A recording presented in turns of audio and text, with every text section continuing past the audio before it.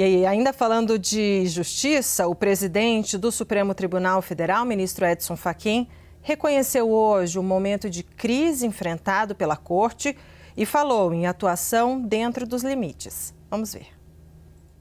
Quando falamos em crises, é fundamental reconhecer que efetivamente nós estamos imersos em relação à atuação do judiciário, uma crise que precisa ser enfrentada. E enfrentada com olhos de ver e ouvidos de ouvir, sob pena de repetirmos para problemas novos soluções velhas que significam simplesmente relegar os problemas sem resolvê-los. O judiciário não substitui a polícia. Aliás, o judiciário não substitui a ninguém, a não ser fazer o que tem que fazer no limite de suas atribuições. O judiciário não pode substituir o executivo, não pode substituir o legislativo e também não deve substituir a polícia e muito menos o Ministério Público. Juiz julga, não acusa, não investiga. E, portanto, nesses limites é que o judiciário deve atuar. Isabel Mega vem conosco aqui, falas fortes do presidente do Supremo, Edson Fachin, em meio a semanas de desgaste do Supremo Tribunal Federal e uma semana em especial, em que ministros do Supremo chegaram a ter cogitados os indiciamentos por parte de um senador relator de uma CPI. Esse relatório não foi aprovado, mas houve uma grande mobilização em torno desse tema. O relatório do senador Alessandro Vieira na CPI do crime organizado, Isabel Mega.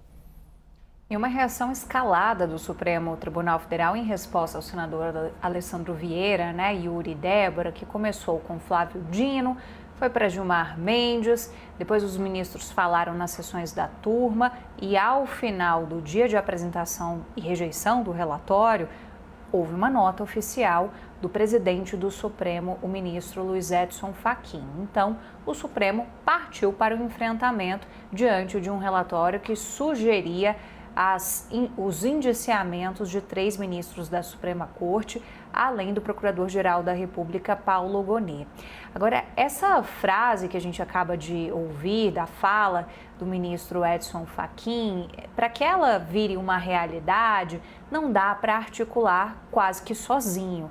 Hoje, ele tem como aliada principal justamente a ministra para quem ele delegou a tarefa de produzir um código de conduta, um código de ética para os ministros do Supremo Tribunal Federal.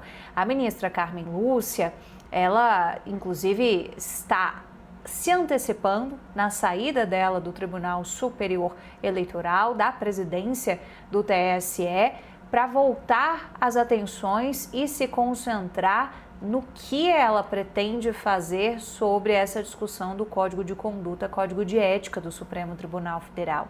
Tanto ela quanto Fachin, em ações lá do passado, que analisaram questões sobre esse limite que precisa ser dado à atuação dos ministros, eles tiveram votos que representaram essas limitações. Mas hoje eles enfrentam dificuldades de você encabeçar essas discussões em o Supremo, que está muito mais na defensiva, nessas reações todas em relação a tudo que vai cercando a Suprema Corte e alguns de seus integrantes. O relatório é apenas uma peça anexa. O que a gente tem de principal fator que faz o Supremo sangrar são as implicações no caso Master, principalmente naqueles fatores todos relacionados a familiares do ministro Alexandre de Moraes, a atuação do ministro Dias Toffoli em relação ao resort Itaiaia.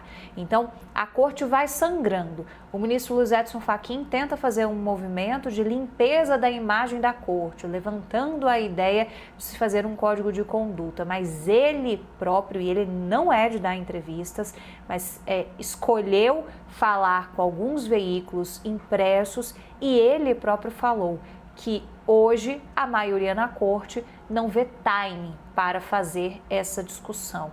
E isso tem relação também com o fato de ser ano eleitoral.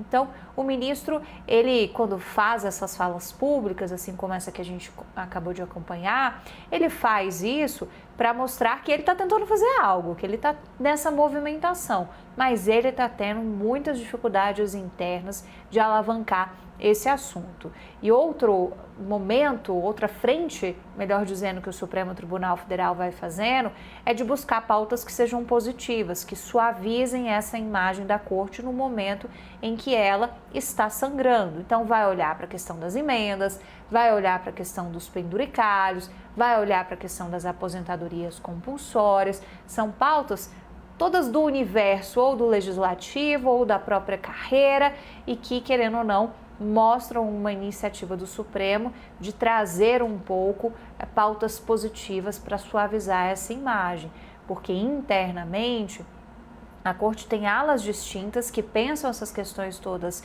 sobre as implicações no caso Márcia de maneira diferente, mas que quando há um momento em que o próprio Supremo, com pelo menos 3 de seus integrantes, está no alvo, há uma tentativa de se fazer minimamente uma união.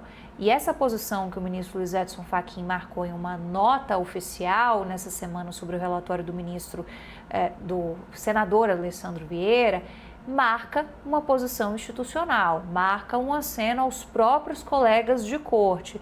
É no sentido de que, olha, quando vocês estão sangrando, eu estou aqui defendendo vocês. Então me ajudem também a levantar e encabeçar essas discussões que eu estou aqui publicamente defendendo que a gente faça, mas internamente eu estou com dificuldade.